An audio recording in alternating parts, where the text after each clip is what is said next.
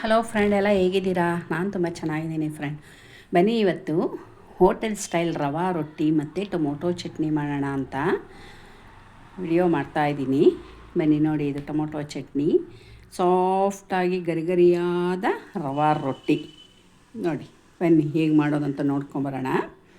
ಈಗ ನೋಡಿ ಎಷ್ಟು ಚೆನ್ನಾಗಿದೆ, ಗರಿಗರಿಯಾಗಿ ಕೂಡ ಇದೆ, ಹಾಗೆ ಸಾಫ್ಟಾಗಿ ಕೂಡ ಇದೆ.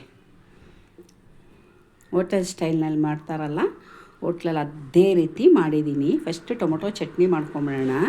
ನಾನೊಂದು ಬಾಣಲಿ ಇಟ್ಟಿದ್ದೀನಿ ಸ್ಟವ್ ಮೇಲೆ, 1-2 ಸ್ಪೂನ್ ಎಣ್ಣೆ ಹಾಕಿದ್ದೀನಿ, ಹಾಗೆ 1 ಸ್ಪೂನ್ ಕಡಲೆಬೇಳೆ.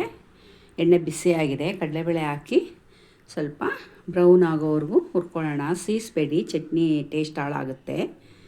ಈಗ 1 ಟೇಬಲ್ ಸ್ಪೂನ್ ಕಡಲೆಬೀಜ ಹಾಕ್ತೀನಿ. ಟೊಮೊಟೊ ಚಟ್ನಿಗೆ ಕಡಲೆಬೀಜ ಹಾಕಿ ಮಾಡಿದ್ರೆ ತುಂಬ ರುಚಿ ಚೆನ್ನಾಗಿರುತ್ತೆ, ಹಾಗಾಗಿ ಕಡಲೆಬೀಜ ಹಾಕ್ತಾಯಿದ್ದೀನಿ. ಒಂದು ಸರಿ ನೀವು ಕಡಲೆಬೀಜ ಹಾಕಿ ಟೊಮೊಟೊ ಚಟ್ನಿ ಮಾಡಿ ನೋಡಿ, ಕಡಲೆಬೇಳೆ ಜೊತೆ ತುಂಬ ರುಚಿಕರವಾಗಿರುತ್ತೆ. ಕಡಲೆಬೀಜ ಮತ್ತು ಕಡಲೆಬೇಳೆ ಕೆಂಪಾದ ತಕ್ಷಣ ಹಾಗೆ ಬೆಳ್ಳುಳ್ಳಿ ಕೂಡ ಹಾಕ್ಕೊಂಬಿಡೋಣ. ಬೆಳ್ಳುಳ್ಳಿ ನಿಮಗೆ ಎಷ್ಟು ಬೇಕೋ ಅಷ್ಟು ಹಾಕ್ಕೋಬೋದು. ಟೊಮೊಟೊ ಚಟ್ನಿ ರುಚಿ ಜಾಸ್ತಿ ಆಗುತ್ತೆ ಬೆಳ್ಳುಳ್ಳಿ ಹಾಕಿದಷ್ಟು. ನಾನು 1 ಗಡ್ಡೆ ಹಾಕಿದ್ದೀನಿ, 1 ಸ್ಪೂನ್ ಜೀರಿಗೆ ಹಾಕಿದ್ದೀನಿ. ಎಲ್ಲ ಇಂಪಾರ್ಟೆಂಟ್, ಈಗ ಹಾಕಿರೋ ಇಂಗ್ರೀಡಿಯೆಂಟ್ಸ್ ಎಲ್ಲ ಇಂಪಾರ್ಟೆಂಟೇ. ಹಾಗೆ ಒಂದು ಅರ್ಧ ಮುಷ್ಟಿಯಷ್ಟು ಕರಿಬೇವಿನ ಸೊಪ್ಪು ಹಾಕಿದ್ದೀನಿ. ಕರಿಬೇವು ಬೆಳ್ಳುಳ್ಳಿ ನೀವು ಎಷ್ಟು ಹಾಕ್ತಿರೋ ಅಷ್ಟು ರುಚಿ ಚೆನ್ನಾಗಿರುತ್ತೆ. ನಾನೊಂದು 4 ಟೊಮೊಟೊಗೆ ಇದನ್ನೆಲ್ಲ ಹಾಕ್ತಾಯಿರೋದು. ನಾನು ನಾಟಿ ಟೊಮೊಟೊ ತೊಗೊಂಡಿದ್ದೀನಿ, ನೀವು ಬೇಕಾದ್ರೆ ಫಾರಮ್ ಟೊಮೊಟೊ ತೊಗೊಳ್ಳಿ. ತುಂಬ ಟೇಸ್ಟಿಯಾಗಿತ್ತು ನಾಟಿ ಟೊಮೊಟೊನೂ.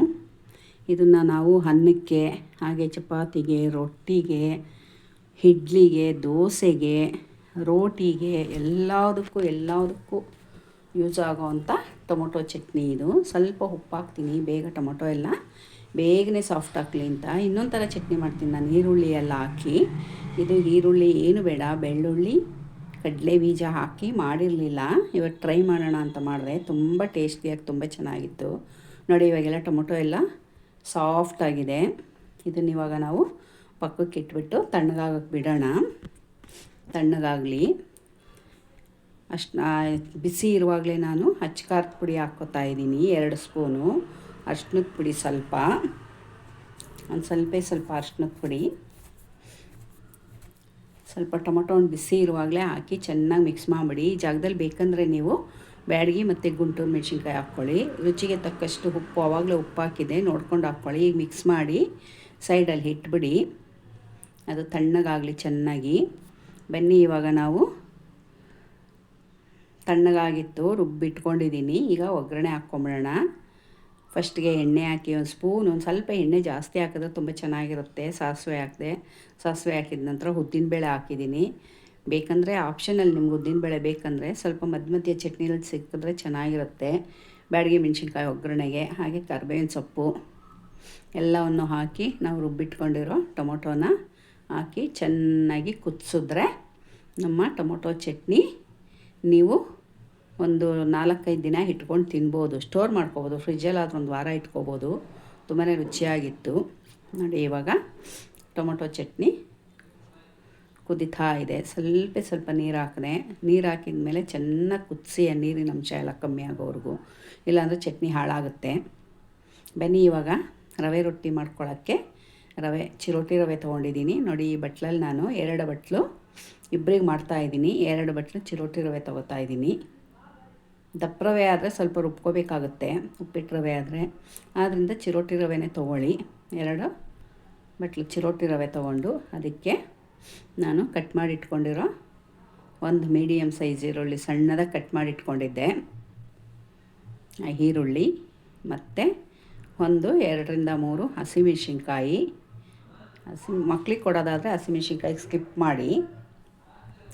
ಹಾಗೆ 1 ಹಿಡಿ ಫ್ರೆಶ್ ಕೊತ್ತಂಬರಿ ಸೊಪ್ಪು ಮತ್ತು 5-6 ಎಲೆ ಕರಿಬೇವಿನ ಸೊಪ್ಪು ಕಟ್ ಮಾಡಿ ಇಟ್ಕೊಂಡಿದ್ದೆ, ಅದನ್ನು ಕೂಡ ಹಾಕ್ತಾಯಿದ್ದೀನಿ.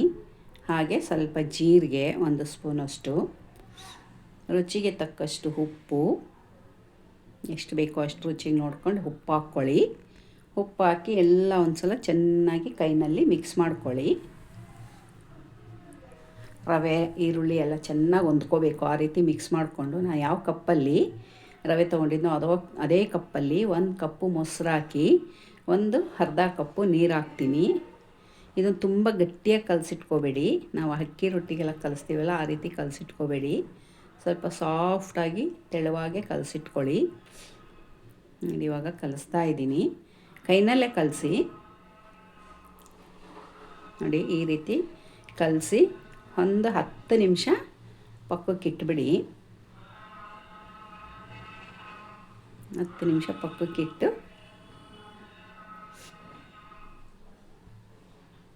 ಬನ್ನಿ, ಈಗ 10 ನಿಮಿಷ ಆಗಿದೆ ನೋಡೋಣ.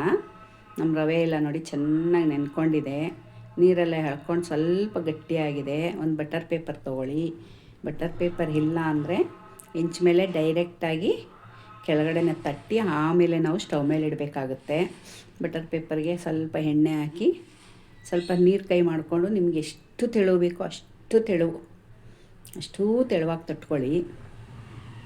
ತುಂಬಾ ಚೆನ್ನಾಗಿ ಬರುತ್ತೆ. ತುಂಬಾ ಚೆನ್ನಾಗಿತ್ತು, ರುಚಿ ಮಾತ್ರ. ನೋಡಿ, ಒಂದು ಹೆಂಚು ಬಿಸಿಗಿಟ್ಟಿದ್ದೀನಿ, ಅದ್ರ ಮೇಲೆ ಸ್ವಲ್ಪ ಎಣ್ಣೆ ಹಾಕಿ ಚೆನ್ನಾಗಿ ಸ್ಪೂನಲ್ಲಿ ಅದನ್ನೆಲ್ಲ ಸ್ಪ್ರೆಡ್ ಮಾಡಿದೆ. ಇವಾಗ ಆ ಬಟರ್ ಪೇಪರ್ನ ನೇರವಾಗಿ ನಾವು ಸ್ಟವ್ ಮೇಲೆ ಹಾಕೋಣ. ಏನೂ ಆಗೋಲ್ಲ, ಬಟರ್ ಪೇಪರು ನೇರವಾಗಿ ಸ್ಟವ್ ಮೇಲೆ ಹಾಕ್ಬಿಡಿ.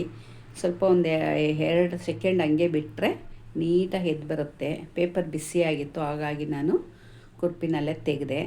ನೋಡಿದ್ರಲ್ಲ ಎಷ್ಟು ಚೆನ್ನಾಗಿ ಬಂತು ರವಾ ರೊಟ್ಟಿ ಅಂತ. ಸೂಪರಾಗಿತ್ತು ರವಾ ರೊಟ್ಟಿ. ನೀವು ಒಂದು ಸಲ ಮಾಡ್ಕೊಂಡು ನೋಡಿ.